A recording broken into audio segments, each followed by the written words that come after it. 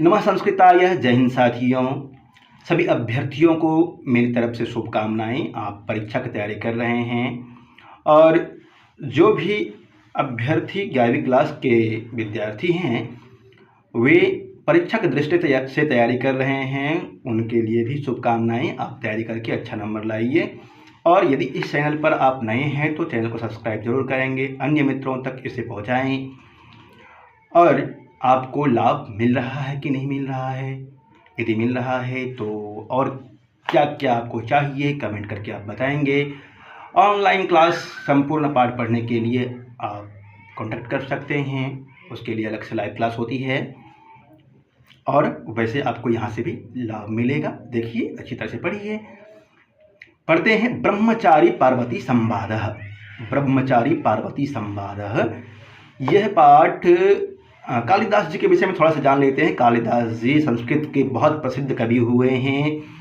कालिदास जी की 7 रचनाएं हैं, जिसमें से 2 महाकाव्य हैं, रघुवंशम और कुमार संभवम। रघुवंशम रघु कुल के विषय में वर्णित है उसमें, और कुमार संभवम में शिव पार्वती जी के वैवाहिक वर्णन बहुत सुंदर से किया गया है और कार्तिकेय का वर्णन है। ताड़कासुर का वध ही मुख्य लक्ष्य होता है कुमार संभवम का। यद्यपि कुमार संभवम में 17 सर्ग है, परंतु कुछ विद्वान कालिदास जी के 9 सर्ग को ही कालिदास की रचना मानते हैं। क्यों? क्योंकि कुछ कारण निकालते हैं काव्य लेखन दृष्टि से, काव्य शैली लेखन शैली दृष्टि से, वर्णन दृष्टि से इत्यादि। परंतु यदि कुमार संभवम में सर्ग पूछा जाए आपसे तो 17, और कुछ विद्वान कितने सर्ग को कालिदास की रचना मानते हैं तो 9 ये जवाब देंगे। कालिदास जी की रचना, और इसका जो प्रथम श्लोक है ना, अस्ति उत्तरस्याम दिशि दीवतात्मा हिमालयो नाम नगाधिराजः। नगाधिराजः वस्तु निरसात्मक मंगलाचरण है और वहीं पे कह दिया है कि पार्वती जी, जिसके विषय में आप जानते हैं, शिव जी की पत्नी पार्वती जी, उमा भी जिसका नाम है, हिमालय और मेना की पुत्री थी। बहुत ज़्यादा गहराई में नहीं जाते हैं क्योंकि छोटे बच्चे भी पढ़ रहे हैं इस पाठ को, तो इतना जानकारी रखिएगा कि हिमालय और मेना की पुत्री थी पार्वती, जिसके विषय में आप आज पढ़ेंगे। शिव जी और पार्वती जी, पार्वती तपस्या करती है शिव को पाने के लिए। पंचम सर्ग से ये पाठ लिया गया है। पंचम सर्ग आपको बताया मैंने कि कुमार संभव में कितने सर्ग हैं साथियों, 17 सर्ग है। यह वाला पाठ ब्रह्मचारी पार्वती संवाद, यह ब्रह्मचारी से क्या अभिप्राय है? ब्रह्मचारी से अभिप्राय है शिव जी ब्रह्मचारी के रूप में आते हैं, बटुक के रूप में आते हैं, और पार्वती का दूसरा नाम उमा था। पार्वती किसकी पुत्री है? हिमालय और मेना की पुत्री पार्वती जी हैं। दोनों में संवाद होता है। पंचम सर्ग का नाम क्या है, ये प्रश्न भी बन सकता है, तो पंचम सर्ग का नाम हो जाएगा तपः फल उदय, तपो फल उदय करके पंचम सर्ग का नाम है, तपो फल उदय। वहीं से ये श्लोक उद्धृत है।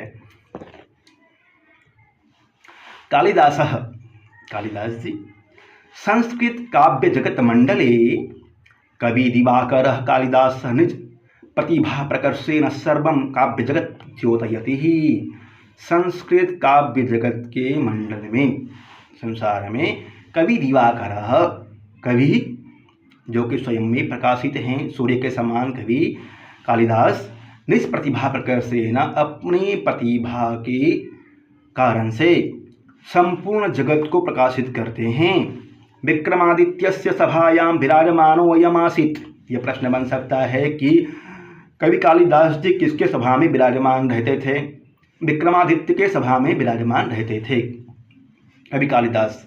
तस्मात् अस्य स्थिति कालम बहुसंख्यकाः समालोचकाः ख्रीष्टाब्द पूर्वं प्रथमं शतकं निर्धारयन्ति। विक्रमादित्य के दरबार में रहते थे, इसलिए बहुत सारे विद्वानों ने इनका समय ख्रीष्टा प्रथम शताब्दी ईस्वी पूर्व माना है।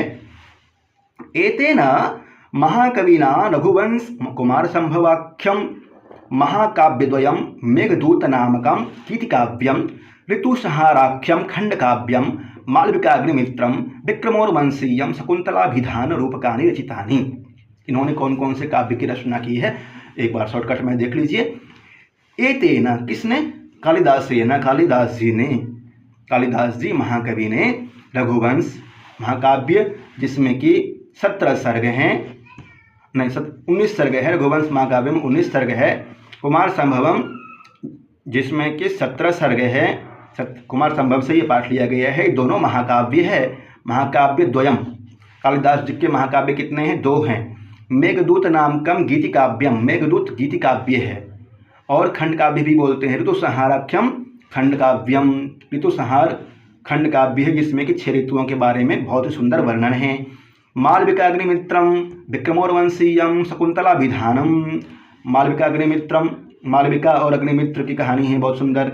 विक्रमोर्वंशीयम, विक्रम और उर्वशी, शकुंतलाभिधानम, शकुंतला और दुष्यंत की कहानी है। ये तीनों रूपक है। इस तरह से 7 रचनाएं हैं कालिदास जी की। प्रस्तुत पाठ है कुमार संभव काव्यस्य पंचम सर्गा संकलित है। प्रस्तुत पाठ कुमार संभव के 5वें सर्ग से संकलित है। पार्वती शिवम प्राप्तुम तपः करोति, पार्वती शिव को प्राप्त करने के लिए तप करती है। ब्रह्मचारी वेशधारी शिवः पार्वतीं परीक्षितुम तत्समीपम आगच्छति।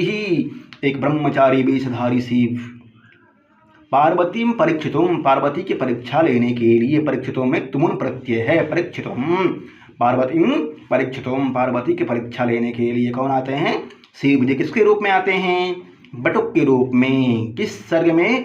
5वें सर्ग में। तत्समीपम आगच्छति, पार्वती समीपम आगच्छति। अनेकधा शिवस्य निंदां च करोति, और अनेक बार शिव की निंदा करते हैं। पार्वती ब्रह्मचारिणः प्रत्युत्तरं दत्त्वा शिवनिंदां प्रत्याख्याति। पार्वती जिसको उमा भी बोलते हैं, और मेनाक और हिमालय की पुत्री पार्वती ब्रह्मचारिणः प्रत्युत्तरं दत्त्वा, वो जो ब्रह्मचारी शिव जी जो बटक के रूप में आए हुए थे उसके प्रश्नों का उत्तर दे करके, जितने ही प्रश्न कर रहे थे शिव जी के द्वारा ब्रह्मचारी के रूप में, सभी प्रश्नों का उत्तर प्रत्युत्तर दे करके शिव निंदा प्रत्याख्याति, शिव निंदा को मना किया जा रहा था। शिव की निंदा मत कीजिए, इस तरह से पार्वती जी के द्वारा किया जा रहा था। शिव निंदा करने से मना किया जा रहा था। अब श्लोक है, श्लोक बहुत विस्तृत रूप से नहीं पढ़ेंगे। इसमें मुख्य रूप से यही है कि एक ब्रह्मचारी शिव की निंदा करते हैं, उसको पार्वती मना करती है। विविध रूप से कहा गया है, देखते हैं। जो मुख्य अंश होगा उस पर मैं निशान लगवा दूंगा, परीक्षा की दृष्टि से उसे जरूर याद कीजिएगा और अर्थ देखते चलते हैं। अथाह वर्णी बीतो महेश्वर, अथाह वर्णी विदितो महेश्वरः, अथाह वर्णी विदितः, अथाह वर्णी विदितो महेश्वरस्, तदर्थिनि त्वं पुनरेव वर्तसे, अमंगलाभ्यासरतिं विचिन्त्य तं तवानुवृत्तिं न च कर्तुमुत्सहे।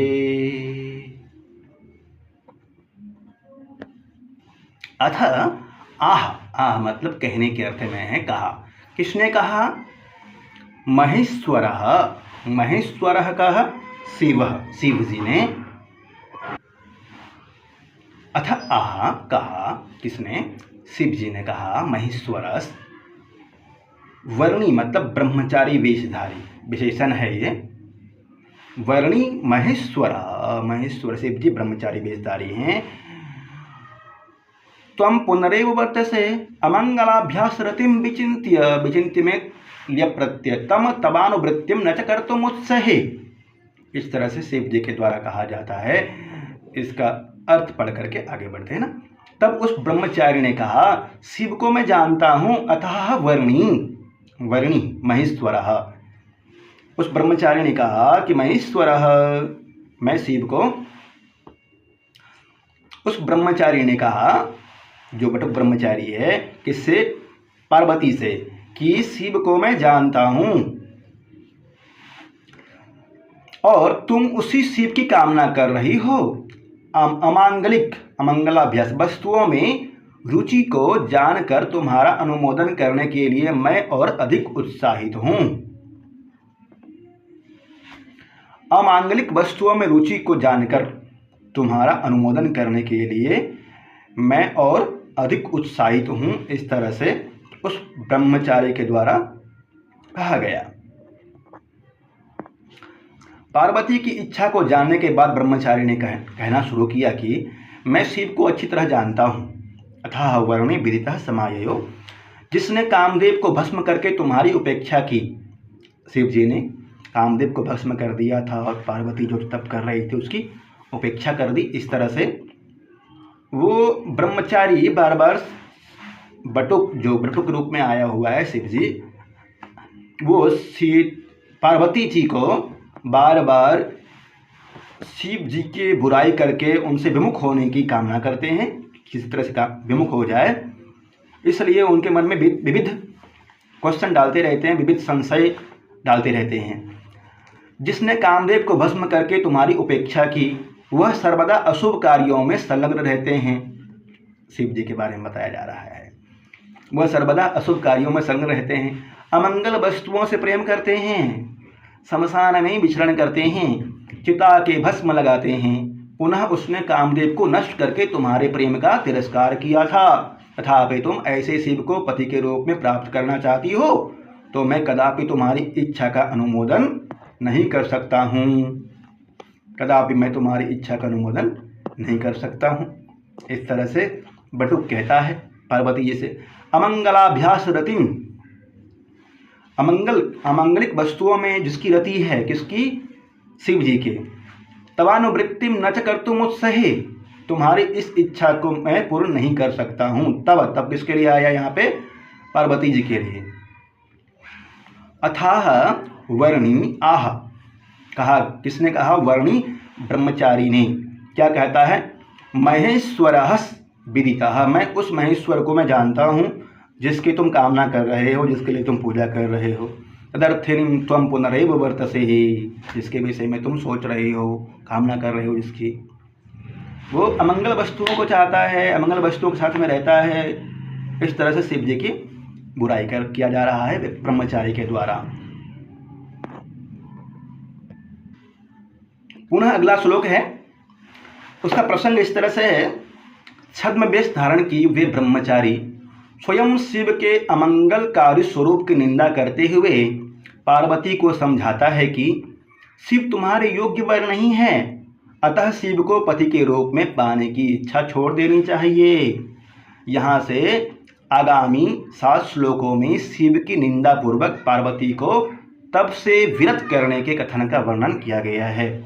तप से विरत करने के लिए ब्रह्मचारी ने बार बार पार्वती को शिव के विषय में निंदा किया, पार्वती के समक्ष निंदा करना शुरू किया। देखिए, अवस्तु निर्बंध परे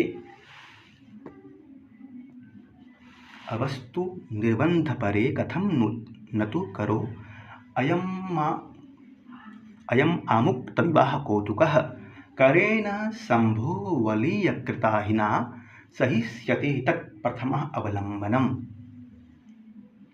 करेण शंभो अवलीयकृताहिना सहिष्यते तत्प्रथमः अवलंबनम्।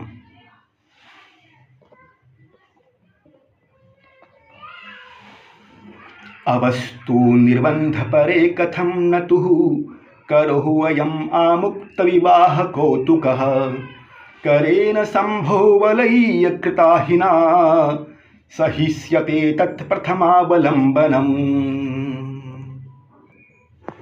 भावार्थ देखते चलिए और आगे बढ़ते हैं। तुच्छ वस्तु के प्रति आग्रह रखने वाली हे पार्वती, अवस्तु निर्बंध परे, निर्बंध परे मतलब तुच्छ वस्तु, अवस्तु जो वस्तु नहीं है, तुच्छ वस्तु है, उसके प्रति तुम इच्छा रखने वाली हो। विवाह के अमंगल कंगन सूत्र को धारण किया हुआ। आमुक्त विवाह कौतुकः, यह कौतुकः मतलब विवाह के लिए जो सामग्रियाँ होती है, मांगलिक सामग्रियाँ होती है, उसको बोलते हैं विवाह कौतुकः, धारण किया हुआ। तुम्हारा यह हाथ सर्प का कंकन पहने हुए शिव के हाथ के प्रथम ग्रहण को किस प्रकार सहन कर सकेगा। जो विवाह करने के योग्य हाथ है, वो हाथ के द्वारा शिव जी जिसके हाथों में गले में सांप लटके हुए हैं, हाथ पे भी सर्प का पुच्छ है, उस हाथ को इस कोमल कोमल हाथ के द्वारा जो कि कंकण पहनने के योग्य है कैसे धारण करोगे तुम। इस तरह से बटुक के द्वारा एक ब्रह्मचारी के द्वारा पार्वती को कहा जाता है। तुच्छ वस्तु के प्रति आग्रह रखने वाली हे पार्वती, विवाह के मंगल कंगन सूत्र को धारण किया हुआ तुम्हारा यह हाथ सर्प का कंकन पहने हुए शिव के हाथ के प्रथम ग्रहण को किस प्रकार सहन कर सकेगा। करेण तत्प्रथमः वलंबनम कथनु सहिष्यते करवलयीकृताहिना शंभो वलयीकृताहिना शंभो ते अयम करः कस्य, ये हाथ जो तुम्हारा कोमल कोमल हाथ है वह वलयीकृताहिना है, किसके योग्य है, कंकण धारण करने के योग्य है। परंतु शिव जी के हाथ में तो सर्प लटका हुआ है, उस हाथ को तुम कैसे धारण करोगे। शिव में अनासक्ति उत्पन्न करने के उद्देश्य से ब्रह्मचारी पार्वती को समझा रहा है। हे पार्वती, तुम सारहीन और तुच्छ वस्तु की प्राप्ति के लिए व्यर्थ में हट कर रही हो। तुम कल्पना करो कि यदि तुम्हारा विवाह शिव के साथ हो भी जाता है तो विवाह के समय तुम्हारे हाथ में मंगलसूत्र और शिव के हाथ में सर्प होगा। तब बताओ कि पानी ग्रहण संस्कार के समय शिव तुम्हारा हाथ पकड़ेंगे तो तुम उस स्पर्श को कैसे सहन कर पाओगी। बड़ा सुंदर वर्णन है। अगला श्लोक। अमांगलिक वस्तुओं को धारण करने वाले शिव के वस्त्र और पार्वती के वस्त्रों की तुलना करते हुए ब्रह्मचारी कहता है, त्वमेव तावत् परिचिन्तय स्वयं कदाचित् एति यदि योगमर्हतः बधूदुकूलं कलहंस लक्षणं गजाजिनं शोणितबंधुवर्षि च। क्या कहना चाह रहे हैं भावार्थ पढ़ते हुए आप थोड़ा समय देकर के इसको पढ़ लीजिएगा ना। हे पार्वती, तुम ही स्वयं थोड़ा विचार करो। राजहंस के लक्षणों चिन्हों से चिन्हित नवविवाहिता त्वमेव स्वयं तावत् परिचिन्तय। हे पार्वती, हे गौरी, त्वमेव, यहाँ पे इसका अर्थ करेंगे तो त्वमेव स्वयं तावत् परिचिन्तय, तुम ही स्वयं थोड़ा विचार करो। कलहंस लक्षणम बधुदुकूलम तथा शोणित बिंदुवर्षी गजाजिनम, कि राजहंस के लक्षणों चिन्हों से चिन्हित, कलहंस लक्षणम मतलब राजहंस के लक्षणों से चिन्हित नवविवाहिता, बधुदुकूलम मतलब नवविवाहिता बधु को, शोणित बिंदुवर्षी गजाजिनम रेशमी वस्त्र और रक्त के बूंदों की वर्षा करने वाला हाथी की खाल, क्या ये दोनों कभी साथ रहने के योग्य हो सकते हैं। बिल्कुल नहीं। समझिए क्या कहा जा रहा है। एक ब्रह्मचारी के द्वारा पार्वती को शिव जी की प्रति ही आसक्ति को हटाने के लिए, शिव जी की इच्छा को हटाने के लिए, पार्वती जी शिव जी को पाने के लिए तप कर रही होती है। पंचम सर्ग में एक बटुक आता है और समझाया जाता है, बटुक के द्वारा निंदा किया जाता है शिव जी की कि तुम उनको मत चाहो। हे पार्वती, त्वमेव स्वयं तावत् परिचिन्तय कलहंस लक्षणम बधुदुकूलम तथा शोणित बिंदुवर्षी गजाजिनम च एते कदाचित् योगम अर्हतः। यदि तुम ही स्वयं थोड़ा विचार करो कि राजहंस के लक्षणों अर्थात चिन्हों से चिन्हित नवविवाहित वधू को रेशमी वस्त्र और रक्त के बूंदों की वर्षा करने वाला हाथी की खाल, क्या ये दोनों कभी साथ रहने के योग्य हो सकते हैं। और विस्तृत रूप से समझिए इसको क्या कहना चाह रहे हैं। ब्रह्मचारी पार्वती को समझा रहा है कि विवाह सर्वदा समान गुण वाले लोगों के बीच ही शोभा देता है। अतः हे पार्वती, मेरी बात को समझने का प्रयास करो। तुम स्वयं ही सोच विचार कर यह बताओ कि यदि तुम दोनों का विवाह हो भी गया तो तुम सुंदर हंसों के चित्र से युक्त रेशमी वस्त्रों को धारण करोगी और शिव के कंधे पर खून की बूंदें टपकाती हुई हाथी का चर्म होगा। विवाह के गजाजीनम कहा गया है हाथी का चर्म। विवाह के समय वर और वधू के वस्त्रों का गठबंधन किस प्रकार का दिखेगा, अर्थात सभी लोग इस अमंगल विवाह से असहमत ही होंगे। अगला श्लोक में पतिगृह में अमांगलिक शिव के अंगों का स्पर्श भी अनुचित होगा, ऐसा समझाते हुए ब्रह्मचारी कहते हैं, अयुक्त रूपम किमतः परवद त्रिनेत्र वक्षा सुलभम तथा तवापि यत्।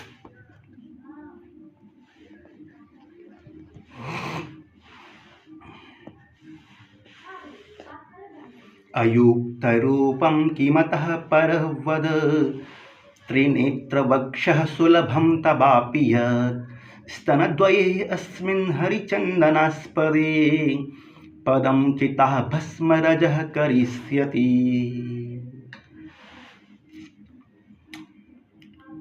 अयुक्त रूपम किमतः परम वद त्रिनेत्र वक्षः सुलभम तवापि यत्। परम यहाँ पे तो परम होगा। अयुक्त रूपम किमतः परम वद त्रिनेत्र वक्षः सुलभम तवापि यत्। स्तनद्वये अस्मिन् हरिचन्दनास्पदे पदं चिता भस्मरजः करिष्यति।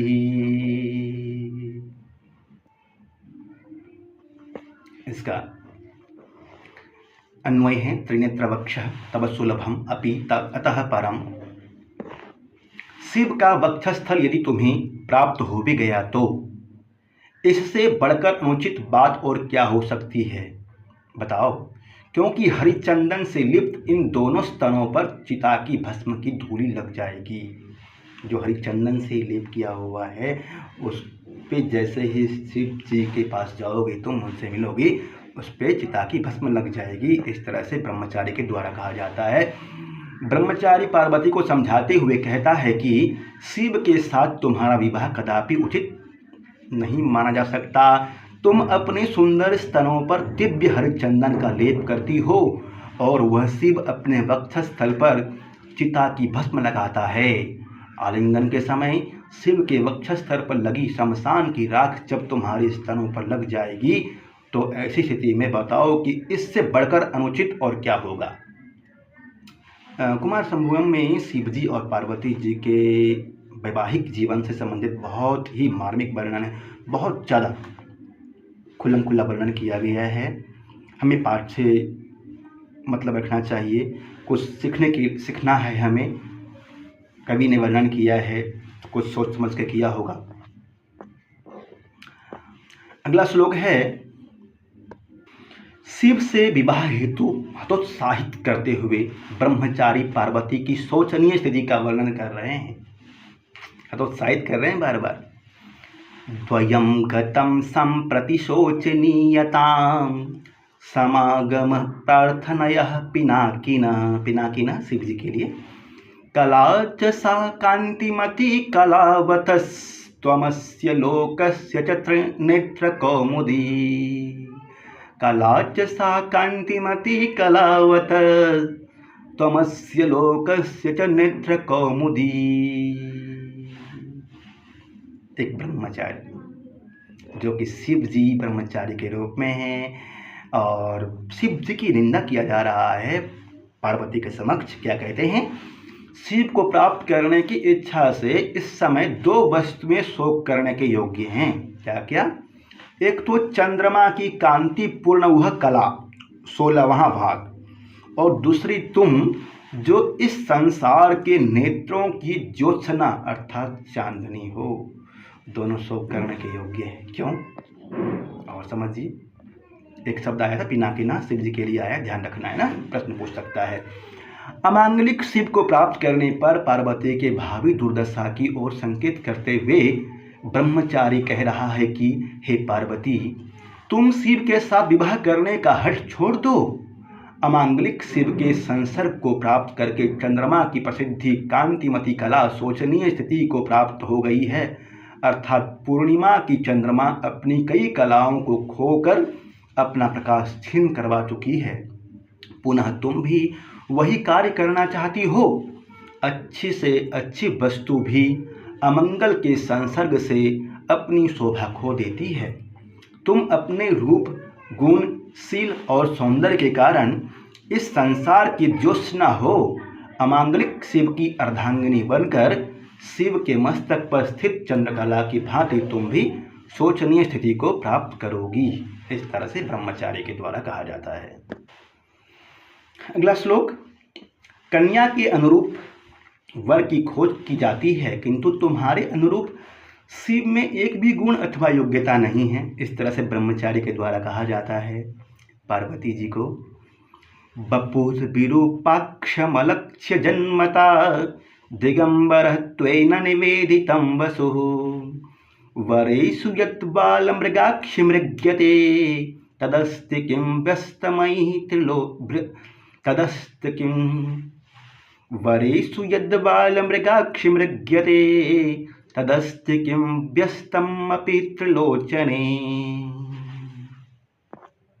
अर्थात शरीर विकृत नेत्रों वाला है, जन्म का कुल अज्ञात है, नग्न रहने से धन संपत्ति का पता चल रहा है। हे बाल मृग के समान नेत्रों वाली पार्वती, किसके लिए कहा गया है? बाल मृगाक्षी किसका विशेषण है? बाल मृगाक्षी पूछ सकता है परीक्षा में। बाल मृगाक्षी का पार्वती। हे बाल मृग के समान नेत्रों वाली पार्वती, वर के विषय में जिन जिन बातों की खोज की जाती हैं उनमें से एक भी शिव में है क्या? नहीं है।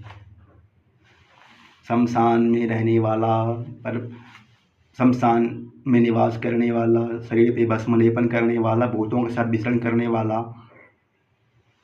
भूत आदि सेना है जिसके, वृषभ पे रहने वाला, मृगचर्म पे सोने वाला, मृगचर्म पे विश्राम करने वाला, क्या वर हो सकता है क्या? इस तरह से वर्णन एक ब्रह्मचारी के द्वारा किया जा रहा है। क्यों? क्योंकि उनकी इच्छा नहीं थी और पार्वती की परीक्षा लेनी थी ना, मुख्य लक्ष्य ही था। पार्वती की मानसिक दृढ़ता को जांचने के उद्देश्य से ब्रह्मचारी कहता है कि वर में अनेक योग्यताओं की परीक्षा की जाती है। यथा कुल देखा जाता है, रूप देखा जाता है, धन, विद्या आदि देखी जाती है। परंतु शिव को 2 आँखों की जगह 3 आँख है। जन्म का स्थान, काल और कुल अज्ञात है। नग्न रहने के कारण उसकी दरिद्रता सर्वविदित है। वो स्वयं शिवजी ब्रह्मचारी के रूप में कह रहे हैं।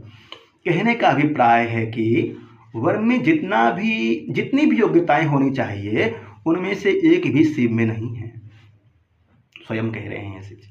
इन सब बातों को जानते हुए तुम अनजान क्यों बन रही हो और अपनी स्थिति को क्यों शोचनीय बनाना चाहती हो?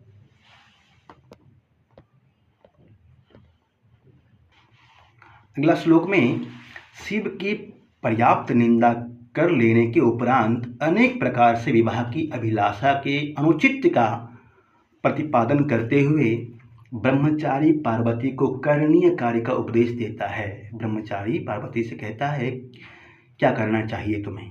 पहले तो बहुत समझाते हैं कि वो सही नहीं है, शमशान में वास है, उसका शरीर में भस्म लगाता है, सर्प वाला हाथ है, उससे विवाह करके तुम क्या करोगी। उसके बाद तुम्हें क्या करना चाहिए यह इस श्लोक में बताया है। हम श्लोक को मिलकर पढ़ लेते हैं, उसके बाद अलग अलग करके पढ़ेंगे, अर्थ स्पष्ट हो जाएगा। निवर्तयास्मादसदृक्षितान् मनः क्व बधित्स्वं क्व च पुण्यलक्षणा अपेक्ष्यते साधुजनेन वैदिकी शमशानशूलस्य न युपसत्क्रिया। श्लोक को पढ़ने के बाद जब आप क्वेश्चन आंसर करेंगे तो वहाँ सब कुछ स्पष्ट हो जाएगा। निवर्तयः यहाँ पे अलग अलग करके पढ़ेंगे। निवर्तय लोट लकार का रूप है अस्माद, इस असद इप्सितात् मनः, इस जो अनलिप्सित है, जो अभिलषित नहीं है, अनुचित है, उससे तुम अपने मन को हटा लो। जल्दी जल्दी अर्थ पढ़ के आगे बढ़ते हैं। इस अनिष्टकारी अभिलाषा से मन को हटा लो। उस प्रकार का कहाँ वह अमंगल शिव है और कहाँ पुण्य लक्षणों वाली तुम हो। सज्जन व्यक्ति शमशान में गड़े शूल कोटा स्तंभ का वेदों में वर्णित यज्ञ स्तंभ के लिए उपयोग नहीं करते हैं।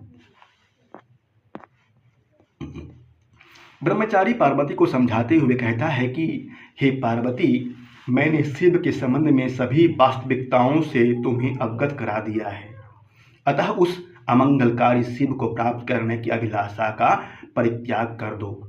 तुम्हारे और उसके गुणों में जमीन और आसमान का अंतर है। परस्पर समान गुण रहने पर भी विवाह उचित होता है। परस्पर समान गुण रहने पर ही विवाह उचित होता है। जिस प्रकार शमशान में सबको जलाने के लिए गाड़ी गई अपवित्र लकड़ी पवित्र यज्ञस्थल में स्तंभ आदि निर्माण के लिए उपयुक्त नहीं होती है, उसी प्रकार शमशानवासी यह अपवित्र शिव तुम्हारे लिए सर्वथा अनुपयुक्त है। इस तरह से ब्रह्मचारी के द्वारा पार्वती को कहा जाता है। एक श्लोक और पढ़ लेते हैं, उसके बाद फिर नेक्स्ट वीडियो में आपको मिलेगा। ब्रह्मचारी के द्वारा शिव की निंदा और शिव को पति प्राप्ति की अभिलाषा का परित्याग करने की बातें सुनकर पार्वती क्रोधपूर्वक अपनी प्रतिक्रिया व्यक्त कर रही है। इति द्विजातो प्रतिकूलवादिनी प्रवेपमानाधरलक्ष्यकोपया विकुंचित भूतलमाहिते तया विलोचने तिर्यगुपान्तलोहिते। अर्थात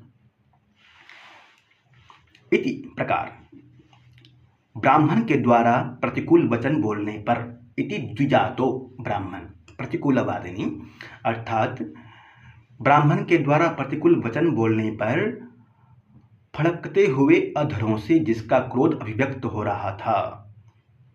प्रवेपमानाधर लक्ष्य को पाया तया उपांत लोहिते विलोचने, ऐसी उस पार्वती की आंखें क्रोध के कारण विलोचने, विलोचने मतलब आंखें, विकुंचित भूतलम तिर्यक आहिते, अभिव्यक्त हो रहा था, अधरों से जिसका क्रोध अभिव्यक्त हो रहा था, ऐसी उस पार्वती की आंखें क्रोध के कारण लाल हो गई। किस तरह से हो गई? लाल, लोहिते, उपांत लोहिते का अर्थ हो जाता है यहाँ पे लाल हो गई। भ्रिकुटियाँ टेढ़ी हो गई, विकुंचित भ्रूलतम, भ्रिकुटियाँ टेढ़ी हो गई गुस्से से, और वह वक्त दृष्टि से देखने लगी। तिर्यक आहिते, टेढ़ी देखने लग जाती है ब्रह्मचारी को क्रोध से। इस श्लोक में पार्वती जी के बारे में वर्णन है। पार्वती जी किस तरह से वो जो सुनती है शिव जी की निंदा को, शिव जी की निंदा सुनने के बाद पार्वती जी के अंदर क्या परिवर्तन होता है, प्रतिक्रिया क्या होती है, वह वर्णन इस श्लोक में किया गया है। शिव की निंदा सुनकर पार्वती ब्रह्मचारी पर क्रोधित हो गई। क्रोध के कारण पार्वती की भौहें टेढ़ी और आंखें लाल हो गई। पार्वती के होंठ कांपने लगे। अत्यधिक क्रोध के कारण पार्वती ने सीधी दृष्टि से ब्रह्मचारी को नहीं अपितु तिरस्कार के उद्देश्य से तिर्यक दृष्टि से, तिरछा दृष्टि से देखा। आज इतना ही, फिर उसके बाद अगला पाठ में आपको मिलेगा। और प्रश्नोत्तर भी किया गया है। जिन्हें ऑनलाइन तैयारी करनी है, ऑनलाइन पढ़ना है, पढ़ सकते हैं। अल्प शुल्क है, जो छात्र हैं वो भी पढ़ सकते हैं। और जो बीपीएससी की तैयारी कर रहे हैं, बीपीएससी यूजीसी नेट इत्यादि कक्षा चल रही है, संस्कृत के विद्यार्थियों के लिए सर्वस्व समर्पित हैं। आइए जुड़िए और लाभ लीजिए।